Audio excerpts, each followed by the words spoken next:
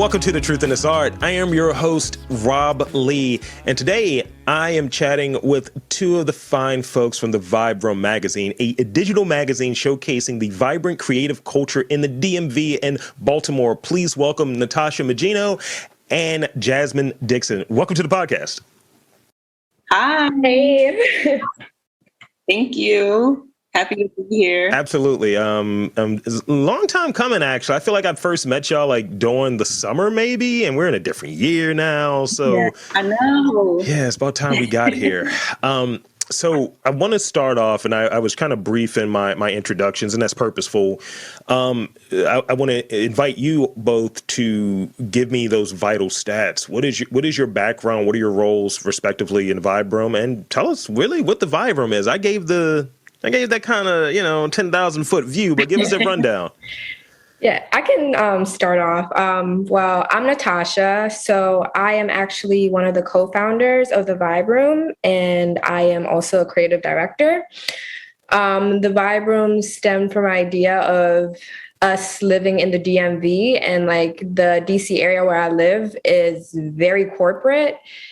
So we were trying to figure out like how to create a platform for creatives within the DMV area, because it's very vibrant from Baltimore all the way to like DC, Maryland, and Virginia. Lots of artists, but like the DMV area and mostly just caters to the corporate world. So that's where like the idea stemmed from. At first, the Vibe Room was actually supposed to be a space, but of course, we couldn't afford that. And then we were like, what's another way to create a platform where creatives could meet up and like network and stuff? And that's where like the magazine came. And then each time the magazine got released, we would have an event where artists can come network and check out the magazine. And yeah, that's where the Vibe stemmed from. Thank you for that. And I am Jasmin. I'm the editor and social media manager. I joined the Vibe Room after the first issue. So Tasha and I have been friends for a while. We met in college at UMES. Go Hawks. And she told me the idea when she first started the Vibe Room. And I was like, yeah, do that shit. Like, that's great. And after the first issue, she's like, we're looking for more writers, editors. Would you want to join? I said, yeah, of course. So we've been doing it together. This is the 9th issue coming up. Mm-hmm. And it's been great, learning a lot. In the past year, we started to focus on featuring Baltimore creatives, which has been really exciting because that's my hometown. Woo woo. So it's nice to branch out and include people from Baltimore as well. Yeah. It's great, and I like how even in like that taglines, the DMV and Baltimore, which is kind of funny to me because it's like, yeah, you guys are in Maryland, like, don't you understand like geography? We do, but also we're not Maryland. Exactly. We have like our own people flag. Have to understand that. Yeah. DMV is you have to be able to get on the metro to be in the DMV. So even Salisbury, VA Beach. That's not DMV. Ocean City, not DMV, yeah. Sorry, not DMV. You got to be able to get on the orange, red line, yellow line, green line. That's great. DMV. That's great. So between the two of you, so in kind of meeting and working through like in college, what have you, was media always kind of the direction that you wanted to go into? Because you kind of touched on like kind of getting the project started and getting the magazine started and that motivation around it. So speak a bit on like, was media really that interest, and really what does the Vibe Room bring in that way that is kind of different from any other publications that come to mind? Gotcha. So of course, I'm raised by an African dad, and I was just like, yeah, I want to go to school for like graphic design or like something creative. I was like, no, I'm not paying for it. So I basically had to like navigate and just try to find like, what is a creative path that he will still help me out and pay for tuition for? And that's where I like gravitated towards marketing. Mm-hmm. And from there on, I graduated. I started searching for marketing jobs. It wasn't fun. It wasn't interesting. Like I always wanted to like work for a really cool magazine like Complex or Vibe. So I looked at like New York City and like started applying, but didn't really love it. So that's like more so where the idea of the Vibe Room came from, because I was like, why not just create it myself? And yeah, that was my path towards the Vibe Room. And yeah, for me, I also studied marketing in school. I always had a creative spirit. And once again, like Natasha, I was researching in 12th grade, what is creative that I could do? And my counselor was like, oh, think about marketing or advertisement. So that's why I went into marketing. I always saw myself in media somehow. I had a PR internship in college. So I was writing for the university's newspaper. So that was like a good experience. But the Vibe Room definitely for me gives that outlet outside of normalcy, everyday corporate stuff. Yeah. For me, I've done marketing for accounting firms, wealth management. Right now I'm doing marketing for engineering firms. So it's interesting, but it's not as, dear to my heart like media or talking about creatives, talking about Black and brown people in the community. Yeah. So the Vibe Room definitely gives that outlet for me. Yeah, that makes a lot of sense. Guess who else went to an HBCU that gave them the whole, you should do marketing? Me. You? Yes, absolutely. Oh, my God. We all got the same story. Yeah, it's just like, hey, and I did it for Verizon for the first few years in that DMV area, as Greenbelt and Silver Spring specifically. And yeah, it just wasn't my thing. I was always looking for more of the creative component of it. Yeah. And it was always like, because I have a bachelor's of science. So it's like, oh, you're doing marketing analytics. And I was like, I don't care about that. But it paid the bills, right? And yeah, exactly. I think like one of the things that's really interesting about it, and I've been like doing a deep dive on like Robert Greene stuff recently, and they were talking about the term of vocation, right? Mm-hmm. Vocation is your calling. It's like something called out to you. And we talk about that in terms of like what our jobs are, right? But really vocation had like a biblical component to it. It's like you were called by God to do this. And it's a little bit more weighty than just, oh, my vocation is to do reports for a business I hate. So, mm-hmm. So when I think we look at vocation and what we're doing, it's a calling. It's something that we love. And I think all of us kind of have that same component of, this was a job, but it's not necessarily our thing, right? So going to something that matters to us, that kind of hits our souls, right? Like, mm-hmm. For me, I realize like I like telling the story of things, and that's probably why I do a podcast now, and really keying in on that piece of it, or like illuminating certain things of like, hey, you guys haven't heard of these like two like dope ass chicks that do this magazine? You should get familiar. And that's important to me. So I think it's important for y'all with the magazine to really highlight those Black and brown people that are doing really dope creative stuff in this region. Yeah. And this is like a question for you. How did your vocation come to you? Like, was it like an aha moment, or was it like something gradually happened? Yeah, I want to know, because I'm still waiting on mine. I have a feeling, but it's like so many things I want to do. I just don't know where to even turn. I like how that got turned on me. I'll say it was always kind of something in the background of, I mean, I was a jerk in high school with the microphone and having people like, hey, man, speaking to the mic, and not really sure what I wanted to do with it, but it was something I was always gravitating toward.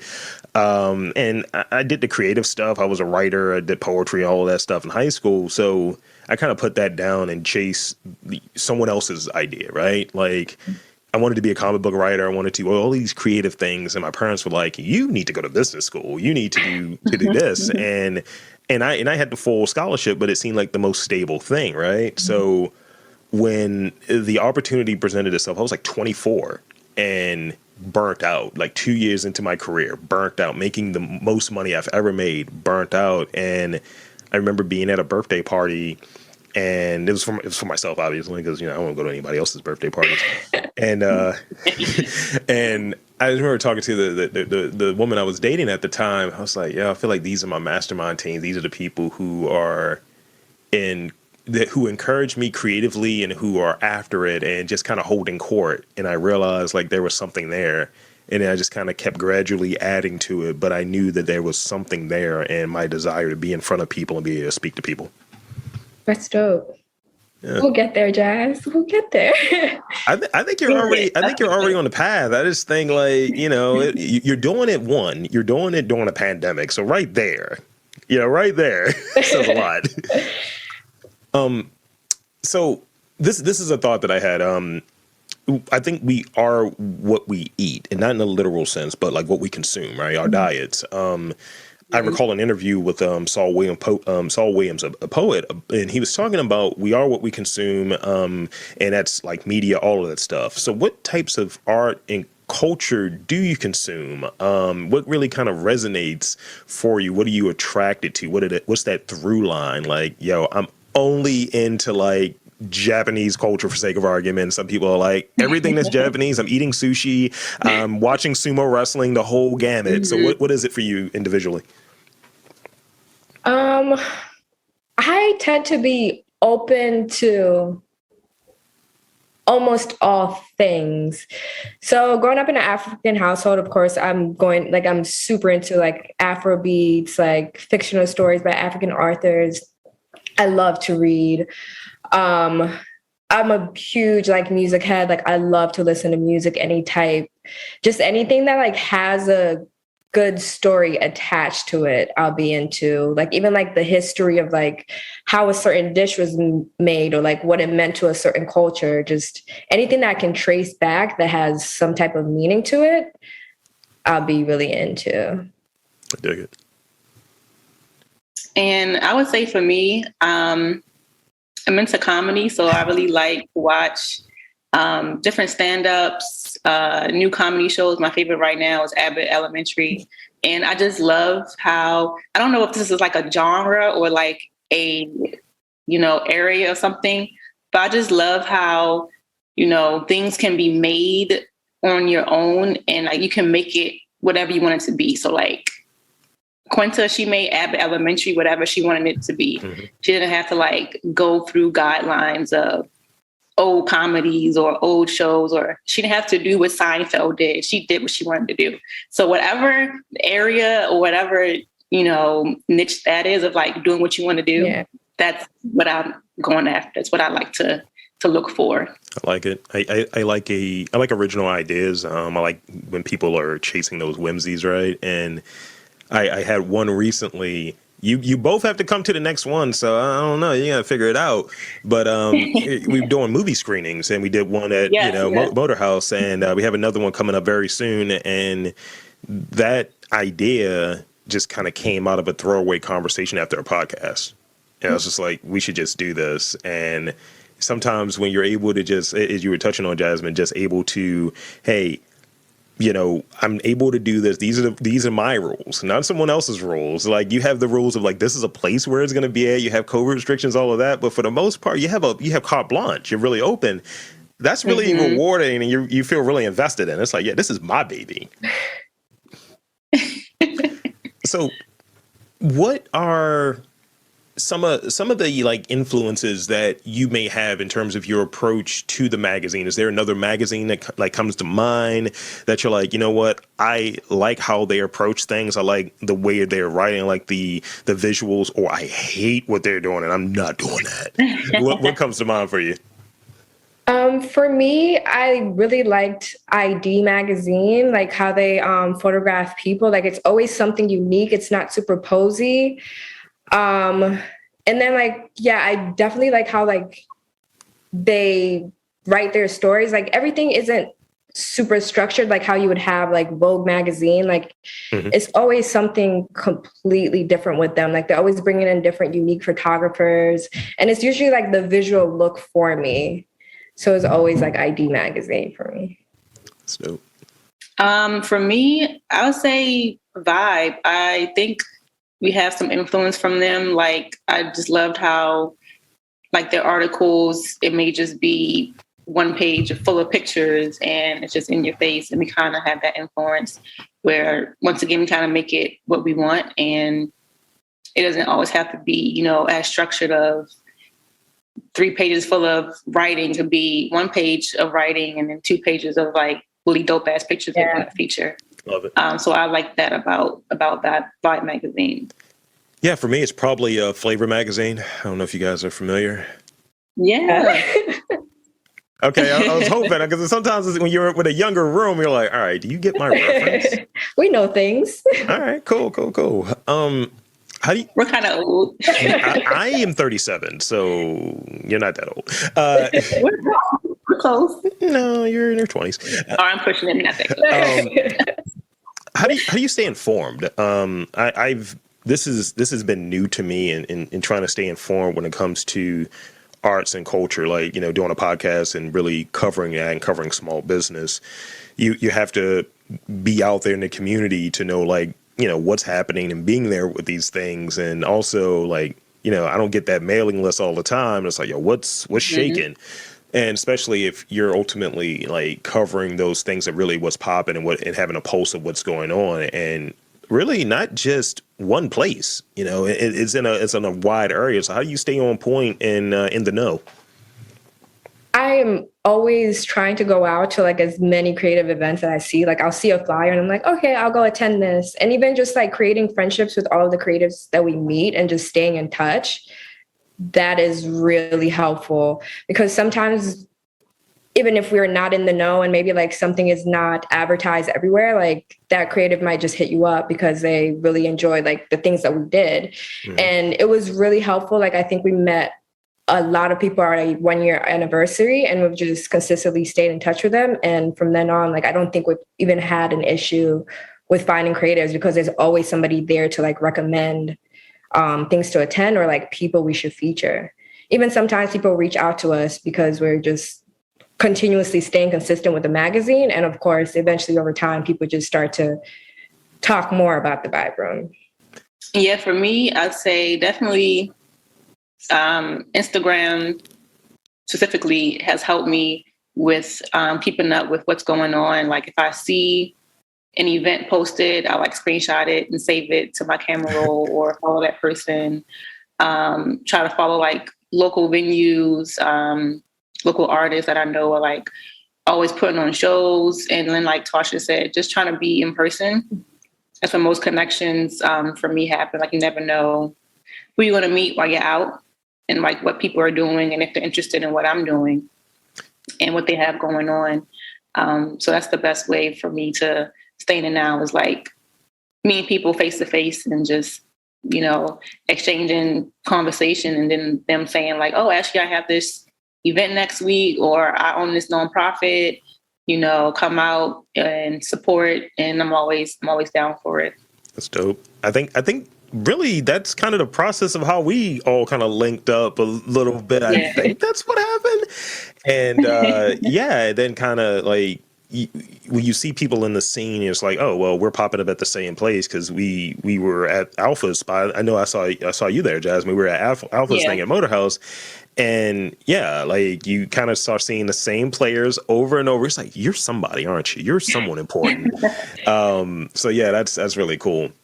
I got 2 more questions, and then I got those dangerous rapid fire questions that everyone runs away from. I don't understand why they do. It's starting to give me a complex, to be honest with you. We're not scary. We're ready. I'm kind of scared now after you said that. Yeah, they are. So I know very little about putting together like a publication ultimately. Could you walk us through that process and some of the more challenging aspects of it and how do you navigate those aspects? Yeah, I can start. So a lot of it is prospecting. And even when we are taking breaks, we're always consistently like just looking out for like who would be a great feature. And like, I feel like that is the most simplest part. The next part that tends to be really tough, and I don't know why, is like tracking down these creatives and just getting them to just say yes. Like emails are not going through, things are bouncing. And like, I don't know why, but like why creatives delete their social media or like just disappear off the face of the earth. I'm like, don't you want people to know who you are? You want them to buy your art? And after we get past that process, it's looking for writers. We have had like really dope, consistent writers. So that's always been great. And then from then on, I pass things on to Jazz, and you can speak to what you do from there. Yeah, I want to start off by saying I think working in corporate America has definitely helped with like staying structured, knowing how to send out emails and follow up and like do interviews and things like that. It's definitely helped with it, because we have to, once we have like the creative in the feature and we have the writers locked down, we have to like help them schedule interviews. We have to like keep track of that. We also have to have a designer for the magazine. So we have a timeline where we have to, meet a deadline to have the articles in, to do edits for the articles, so that we can give to the designer to put into the magazine. And then also for pictures, we have to have a deadline for that. Sometimes Natasha takes photos of creatives, and other times they may submit pictures that they already have to include. So it's most about collecting the information, so collecting the creatives, collecting the interviews, the articles, the pictures, doing edits for all of that, and then being able to give it to the designer to put into the magazine layout. Yeah. And then once everything is in the layout for the magazine, that's when we kind of can like breathe a little bit easier. Yeah. Because from there, it's just like fine tuning of, we'll move this picture, add this caption, this word's misspelled, things like that. And that usually takes like 2 or 3 rounds to go through before it's like, okay, it's together. And then we can give it to the printer. We use a print shop in Philly called Fireball. Is it Fireball? Yeah. Fireball. So if you know anybody in Baltimore that has like a cool printing shop as well, let us know. So we can try and be more local, even in Maryland or DC. But we use Fireball in Philly, and they're great. So they give us a print sample for the magazine. And then if it's all good from there, we just put in our order and like, it's done and we can breathe. Even when you're like listing those steps, it makes it seem like it's like a short period of time, but we need like the full quarter. So like, it's just me and Jazz. And then we tend to like outsource the writers, the copy editor, and the designer. So a lot of the heavy lifting we do. So like, we legitimately need those 3 months in order for us to like function. And that's why we even like take a break in between each issue, because if we did not, we would literally burn out. Yeah. And I think that's a really important thing to speak on, where people just think when they get the end result that, oh, you did this yesterday. No, I have less hair than the day. No, never mind. But it's kind of that thing where, when you're going to burn out. And I know when I have that kind of period where I'll do 3, sometimes 4 interviews in a day. And I take like 1 or 2 days in a week to go through, and I'm doing 2 hours of, research, hour and a half to 2 hours of research on a guest, like looking at other interviews and coming up with questions and things of that nature that be insightful and actually get those gems. So looking at really what does that look like, the input when what the result is, that's really important for people to kind of understand. And it's not just something that's disposable. It's 2 creative entrepreneurs that are doing their thing with the help of, outsourcing, but really doing their thing. And especially when it's a voice too, like you can bring in someone to help you with certain structural components of it, but really when it's your eye and ultimately your voice, it needs to have you involved in it so much. So taking those breaks is important. Yeah, 100%. Yeah. Because even like speaking to it, to any other creative that's trying to do this, like sometimes like even in the middle of creating the magazine, like we'll just burn out. And what's really nice is that since we own the magazine, we can like go on our own timeline. Yeah. And that's so helpful. Like sometimes it might get released a little bit later, but like our mental health is what matters more than just putting out something that is not to the standards that we want because we burnt out. Yeah. So I got one last question. I've been adding, as you guys have been talking, I've been listening, but I've been adding more rapid fire questions because I feel real trolly today. And you both are the last interview that I have for the week. So I'm feeling specifically trolly. So in this, what would you say the number one like skill or technique you've added to your repertoire that wasn't necessarily there when you started the publication to now? For me, 100% design. Because I was winging it at first. It was rough. Our website was pretty bad when we first started. But like, if you look at it now, you were like, damn, like who designed that? I'm just like, I did that shit.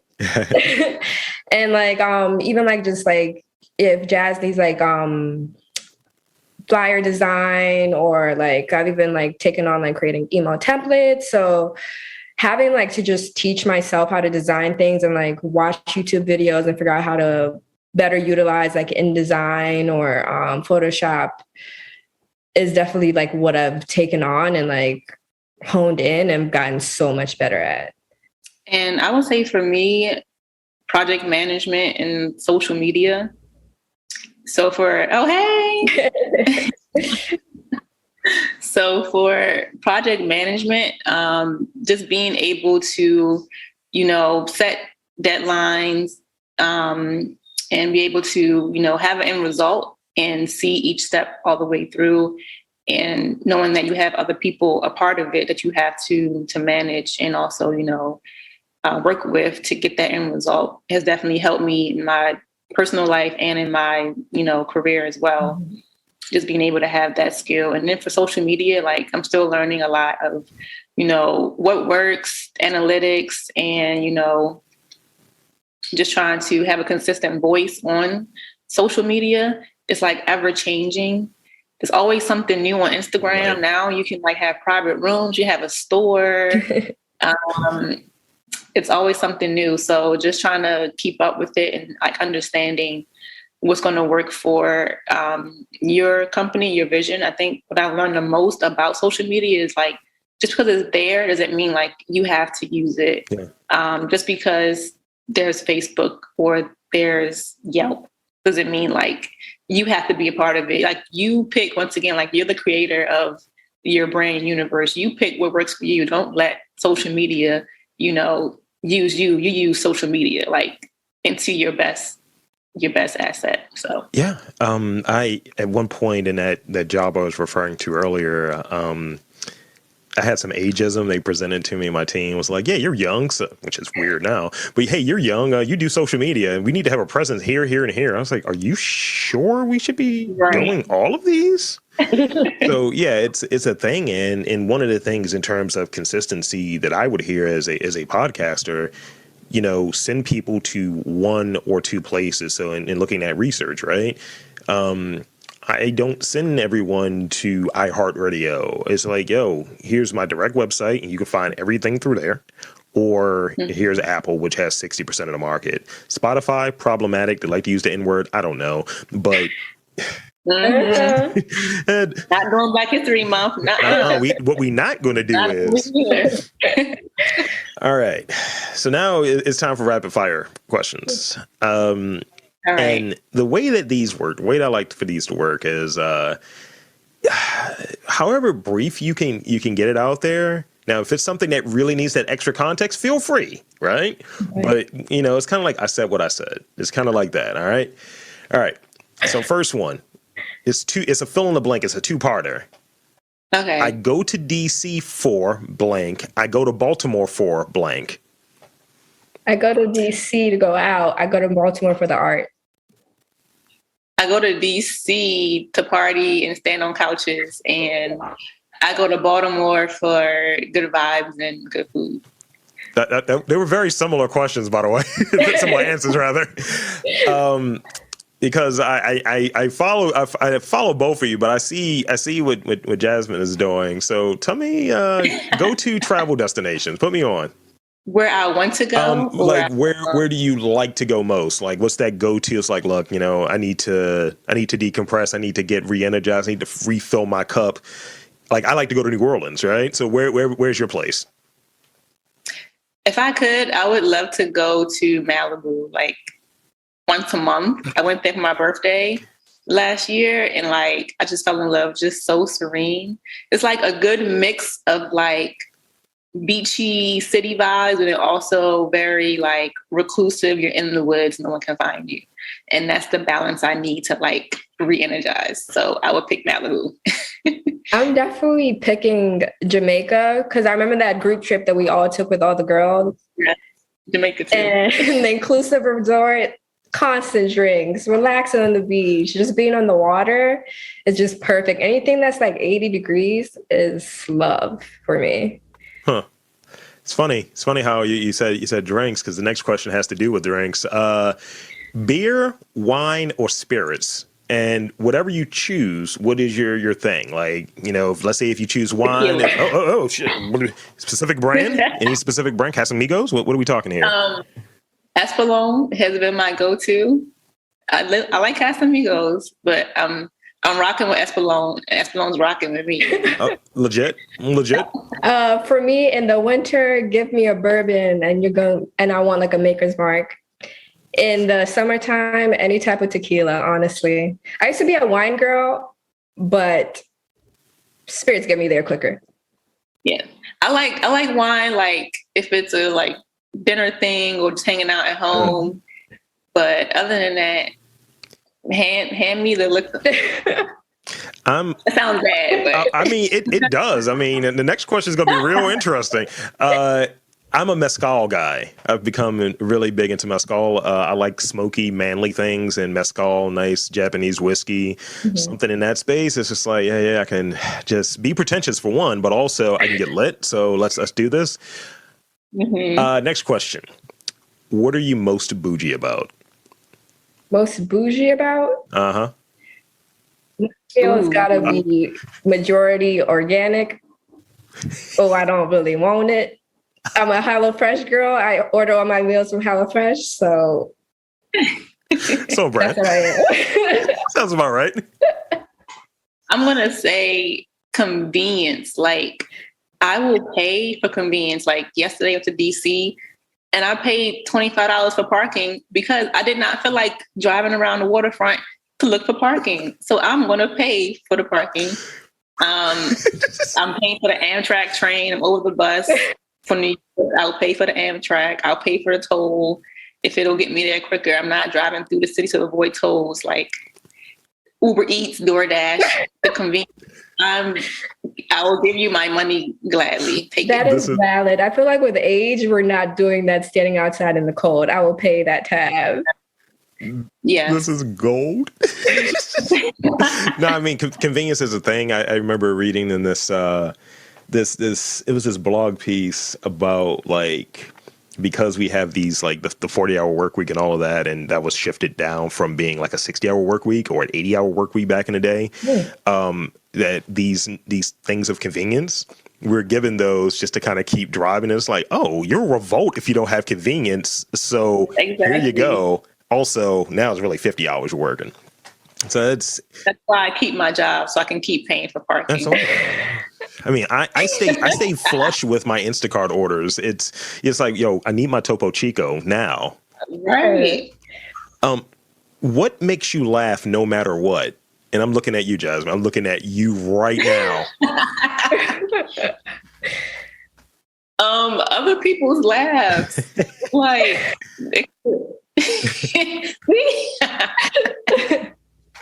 other people laughing makes me laugh. And then like their mannerisms and they're telling a story, like I'll bust out laughing just by like how they're moving their head or like. I'm gonna be very still right now. I'm just gonna just stiffen up.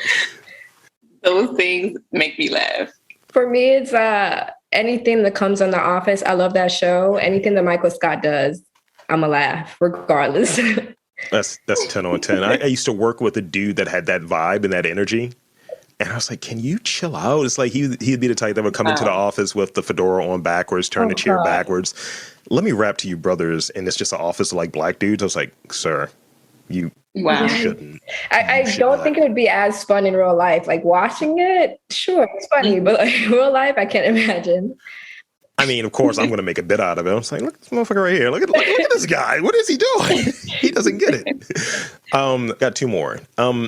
What's the most heavily played song in your playlist right now? Like, you know, some people have Spotify and it's like, yeah, I'm just looping this one track over and over. What is that track that you're like, you're always listening to? You always find yourself coming back to? I know he is, you know, on some people's shit list right know now. who you're going to mention.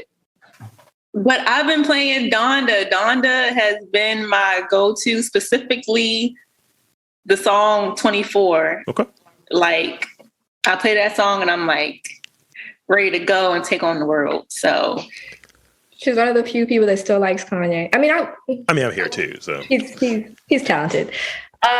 he's some things. For me, there's a song called "Hanging On" by Active Child. You might even hear it in like certain movies. I don't know. It just gets to me. Makes me want to like sit outside in the warm summer wind and just like feel the vibes. But it's a sad song, but it just feels good. I don't know.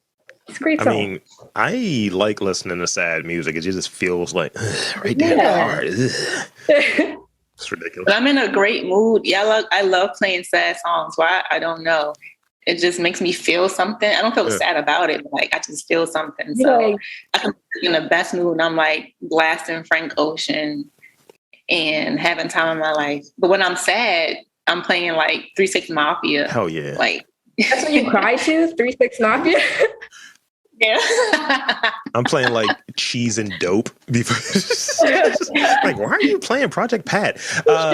Just crying to Project Pat in the corner. That's crazy. Like, exactly. like, what are you doing? It helps. Okay, here's the last one. Describe your style, and that can be however you interpret it. Describe your style in one word. I would say bright. I like orange and green for some type of reason. You're wearing a green shirt? Orange and green. For me, the first word that comes to mind is androgynous. I like playing on like masculine and feminine, you know, articles. Like I might wear a jumpsuit one day and the next suit I might want to wear a dress. So, or mix both, who knows? But I just like not having to like be in one box of what a woman's style should be. I like it. You're a rule breaker. That's everything. Everything I've heard is just rule breaking. It's like, you can't be on that couch while I'm on it. And I'm in a jumpsuit and I'm writing my own script. And I got my throat out. What's that? What of it? So that's all of the questions that I had. I thank you both for coming on, and I want to invite you to tell the fine folks where to follow you, where to check out your work, and yeah, pretty much plug away. Yeah, you can check out the Vibe Room on Instagram at _vibe_room. You can even Google us. The Vibe Room will be the first thing that pops up. Also on Twitter, the same thing. Yeah, and you can check me out on Instagram at Tasha Mag, Tasha and then MAG. And the Vibe Room's also on Facebook and LinkedIn as well. And my personal Instagram is Mayor_Dixon on IG. So there you have it, folks. I want to thank again Natasha, Jasmin from the Vibe Room for coming onto the podcast and saying that there is art, coverage, culture in and around Baltimore, and you just got to look for it.